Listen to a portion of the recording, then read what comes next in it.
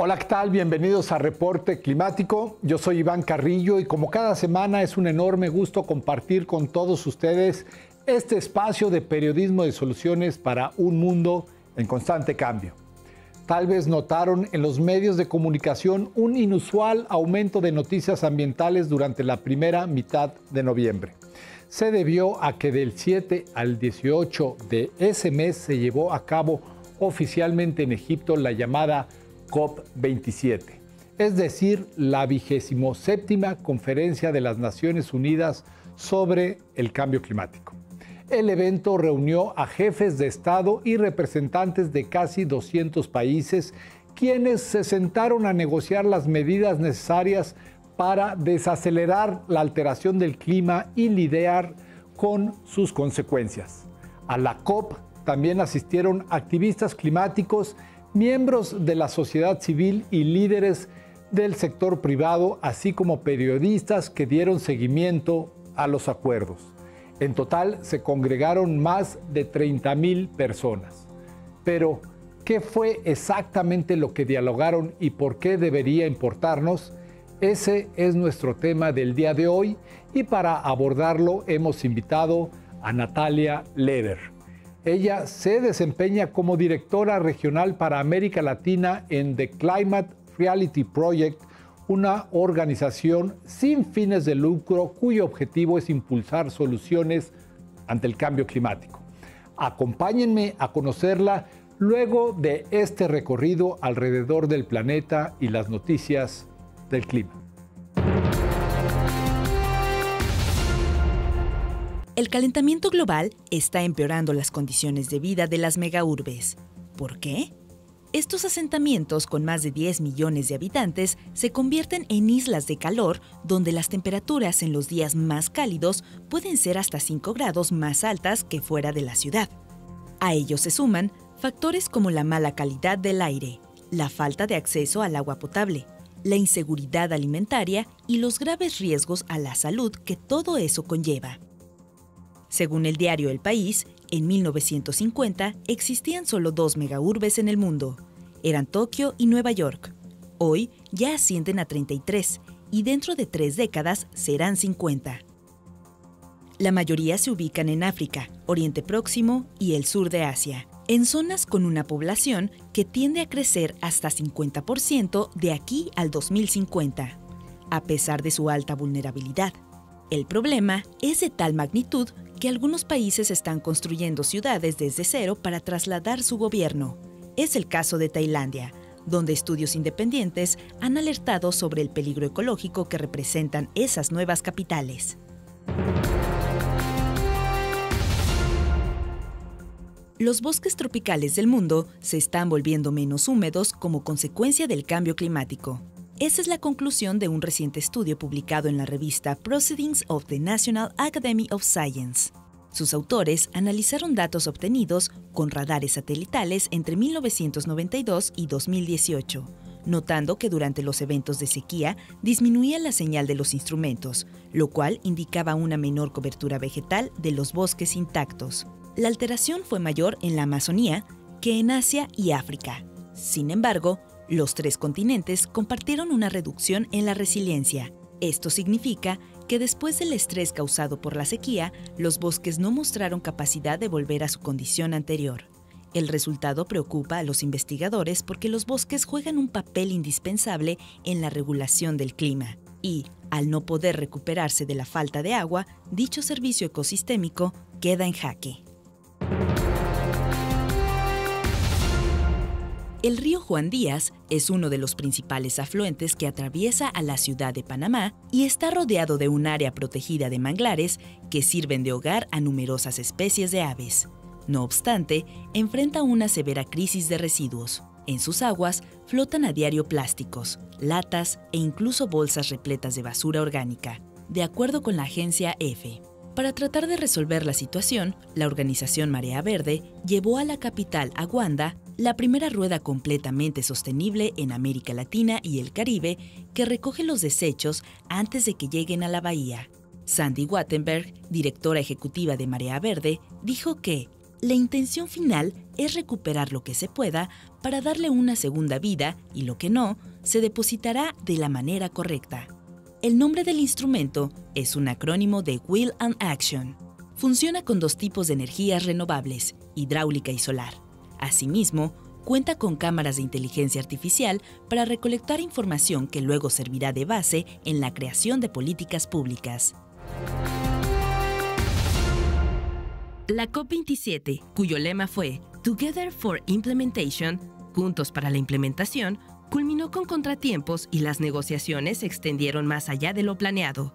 Sin embargo, hubo grandes avances por y a favor de América Latina. A continuación, hacemos un repaso de algunos de ellos. La región, que tradicionalmente había abordado las cuestiones del clima en bloques separados, mostró un mayor trabajo conjunto. Desde Egipto, el periodista Fermín Kub reportó la elaboración de un documento por la Comunidad de Estados Latinoamericanos y Caribeños, CELAC, donde se resalta la necesidad de una mayor provisión de recursos públicos aportados por los países desarrollados y se invita a diseñar instrumentos de financiamiento climático más innovadores, como los canjes de deuda para acción climática. Por su parte, la Comisión Económica para América Latina y el Caribe, CEPAL, reveló que hoy en día nuestros países acceden a solo $22,000 millones en financiamiento climático para mitigación y adaptación. En el 2030 harán falta entre $154,000 y $198,000 millones. En los primeros días de la COP, Gustavo Petro leyó un decálogo con el que pidió una movilización de la humanidad, desvalorizar la economía de los hidrocarburos, evitar la guerra y pasar a una economía descarbonizada. El jefe de Estado colombiano recordó su compromiso previo a destinar $200 millones en la protección del Amazonas. Costa Rica, Ecuador, Guyana y Colombia se unieron a otros 22 países para frenar la pérdida de bosques y la degradación del suelo de aquí al 2030, impulsando el desarrollo sostenible. La alianza viene acompañada de financiamiento alemán y del Reino Unido para su implementación en los próximos años. México expuso un plan de inversión preliminar de hasta $48,000 millones. Su apuesta por las energías renovables serán la base para lograr sus actualizadas contribuciones determinadas a nivel nacional, que incluyen una meta incondicional de reducir las emisiones en un 35% desde los niveles habituales hacia el año 2030. El enviado presidencial especial de los Estados Unidos, John Kerry, externó su apoyo a dicho objetivo mediante la movilización de apoyo financiero y esfuerzos conjuntos para catalizar e incentivar inversiones. Luis Ignacio Lula da Silva fue una de las personalidades más esperadas del evento. Como presidente electo de Brasil, solo participó en actos paralelos y no en las negociaciones. Aseguró que la devastación de la Amazonía será cosa del pasado y que los temas climáticos estarán en el centro de su nuevo gobierno. Se comprometió a combatir sin tregua los crímenes ambientales y propuso a Brasil como sede de la cumbre en 2025. La COP27 dio un nuevo impulso a financiamientos como el Fondo Amazónico, de casi $600 millones, que había estado paralizado durante el mandato de Jair Bolsonaro. En este sentido, Alemania y Noruega expusieron su intención de liberar recursos a principios de 2023. Vivimos en un mundo globalizado donde de un modo u otro el cambio climático nos está golpeando a todos. Por ello, las alternativas deben pensarse con la misma magnitud. Así fue como nacieron las COP. Y en ese marco se construye la Convención Marco de Naciones Unidas sobre Cambio Climático. Y las COPs son las conferencias de las partes, los órganos de decisión de estas conferencias, en donde el mundo se reúne año con año para platicar acerca de cómo vamos a resolver el cambio climático de manera global, cuáles son los retos, quién tiene que poner el financiamiento, quién tiene que poner el esfuerzo, cómo van a ser las reglas, cómo va a funcionar esta respuesta global para enfrentar el cambio climático. Las COP tienen una historia de 28 años y la única ocasión en la que no pudo convocarse fue en 2020 a causa de la emergencia sanitaria por la pandemia de COVID-19. En la COP21 en París se firmó el Acuerdo de París y fue la primera vez que el mundo dijo: el cambio climático es grave, tenemos que hacerle frente y hay un compromiso de ser carbono neutrales para 2050. Y a partir de esa COP21 hemos estado platicando, bueno, cómo vamos a llegar a esa meta de cumplimiento de la carbono neutralidad para 2050. El cambio climático es resultado de la liberación descontrolada de gas dióxido de carbono proveniente de las actividades humanas, y lo que plantea la carboneutralidad es que esas emisiones sean equivalentes a cero. Ya sabemos que las soluciones están a la mano, sabemos que la transición energética es una realidad, que la movilidad eléctrica también es una solución muy amplia, la agricultura regenerativa, pero todo eso requiere de financiamiento para que podamos avanzar de la manera urgente que nos dice la ciencia que tenemos que hacerlo. Así que nos reunimos en noviembre en Egipto este año en la COP27 para tocar esos temas. Dicho aspecto, el de la movilización de recursos para respaldar acciones climáticas, fue en la COP27, uno de los más importantes para regiones como América Latina. Natalia Lever nos explica por qué. Bueno, esta es una COP africana, lo cual es muy importante. Es una COP en un país que está en condición de vulnerabilidad y lo que ocurre lo mismo en América Latina. Entonces, es un espacio en el que se va a platicar de la vulnerabilidad de nuestros países, cómo afectan los huracanes, las sequías, la falta de alimentación, cómo podemos los países en desarrollo entrar a esta nueva dinámica, esta nueva economía verde y también de los derechos de las personas alrededor del mundo. Sabemos que la mayor parte de los gases de efecto invernadero han sido emitidos por los países ricos, los países desarrollados, y hoy las peores consecuencias las estamos sufriendo en los países vulnerables y en desarrollo. Tales responsabilidades diferenciadas abrieron la discusión este año en torno a las pérdidas y los daños derivados del cambio climático, un asunto que había estado ausente en las COP previas. Uno, el tema de pérdidas y daños. ¿Cómo vamos a enfrentar aquellas pérdidas económicas que ya han ocurrido por el cambio climático? Cada huracán, cada sequía intensa que lo vemos en América Latina, en el corredor seco, en México, tuvimos una sequía muy fuerte el último mes. ¿Cómo vamos a enfrentar las pérdidas en infraestructura por las lluvias, por los deslaves? En fin, ¿quién va a pagar eso? De nuevo, sabiendo que los países ricos son los que han provocado la mayor parte del cambio climático y estos efectos.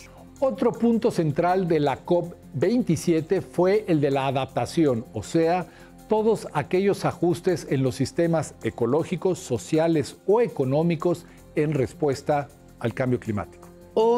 Hasta hoy se ha hablado mucho de la mitigación. Si bien sí tenemos que dejar de emitir gases de efecto invernadero para mitigar los efectos del cambio climático, hoy ya los cambios están. El aumento del nivel del mar, el derretimiento de los glaciares seguirá ocurriendo por los siguientes siglos. ¿Cómo puede haber más equilibrio entre la agenda de mitigación y adaptación? Que es a lo que nos estamos enfrentando más los países en desarrollo y vulnerables. Y en ambos casos se requiere de nueva cuenta financiamiento. Ya tenemos las soluciones a la mano, ya sabemos, de acuerdo a la ciencia, cuál es el problema, pero también cuáles son las soluciones y cuáles son las soluciones que son económicamente viables. En el largo plazo, esto significa que los flujos financieros, tanto públicos como privados, tienen que estar en concordancia con la meta de limitar el calentamiento global en 1.5 grados Celsius, tal como establece el Acuerdo de París. Es que hemos puesto las ganancias económicas por encima de las personas y por encima del planeta. Y si queremos que este mundo sea habitable, tenemos que revertir esas tendencias poniendo el dinero donde están nuestros valores.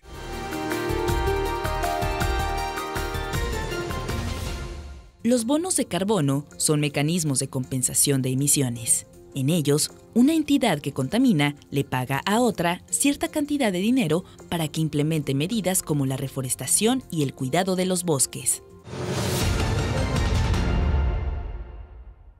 Una de las críticas más fuertes a instrumentos como el Acuerdo de París y las COP es que han quedado estancados en la buena fe de los países y las empresas. ¿Hay manera de cambiar esta situación? Bueno, uno de los acuerdos más interesantes tiene que ver con el artículo 6 del Acuerdo de París, y esos son los mecanismos de mercado, con el mercado, el mercado de carbono voluntario, en donde las empresas están en este modelo de cap and trade. Que tenemos un nivel máximo de contaminación y a partir de ahí hay que salir al mercado a comprar las emisiones extras que estamos emitiendo en diferentes industrias. Eso es prometedor, porque lo que hace es que impulsa a las empresas a ser más eficientes, porque no quieres ir a comprar al mercado más bonos, ¿no? Lo que se espera con esos mecanismos de mercado no voluntario es que las empresas se conviertan en empresas más eficientes y simplemente ese gap lo salgan a comprar al mercado.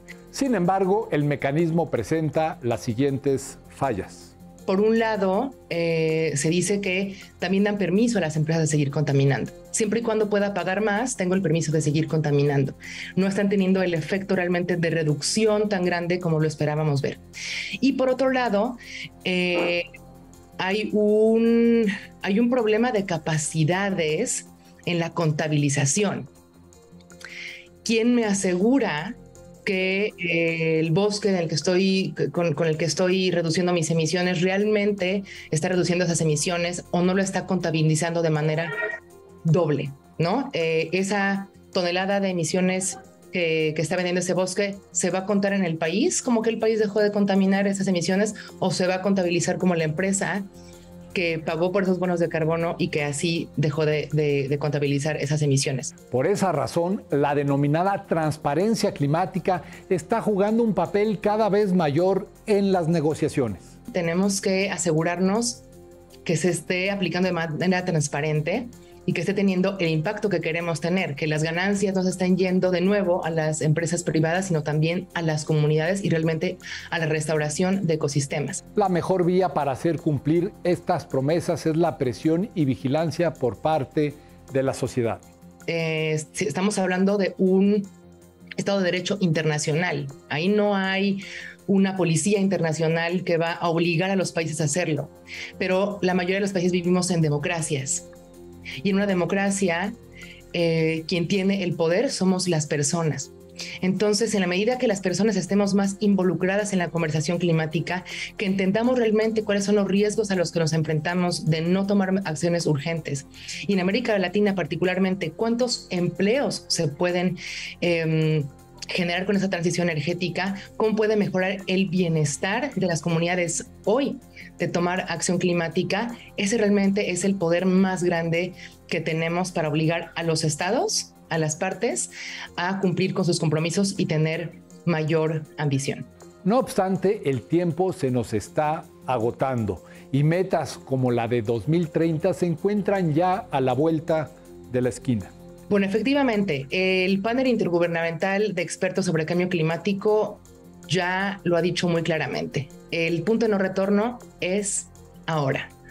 Ese punto de inflexión tiene que ser ya o probablemente no va a poder ser. Para 2030 tenemos que disminuir a la mitad nuestras emisiones de gases de efecto invernadero. Tenemos 8 años.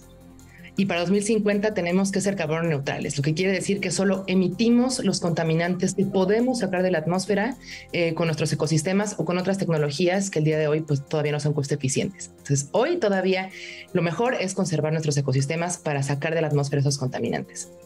Si no hacemos eso, vamos seguramente a aumentar la temperatura del planeta por encima de los 1.5 grados. Quizá parezca pequeño, pero las consecuencias de rebasar ese límite serían tan graves que ni siquiera podemos imaginarlas. Para toda la vida en el planeta. La vida seguirá, pero la biodiversidad no.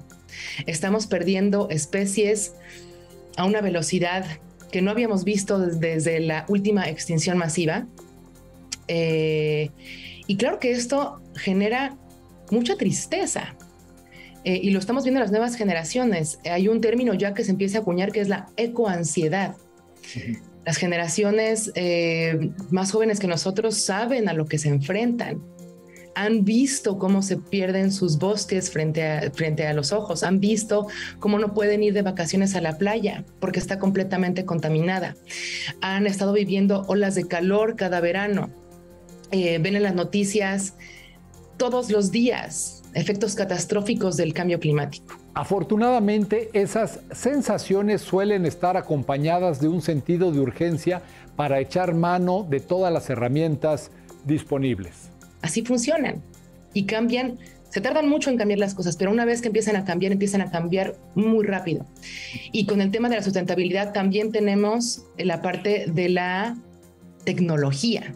En este momento no solamente un movimiento social, sino también la tecnología nos va a permitir avanzar mucho más rápido hacia las soluciones. Entonces, sabemos que la tecnología solar, eólica, es mucho más barata ya en virtualmente todo el mundo. Eso nos da mucha esperanza.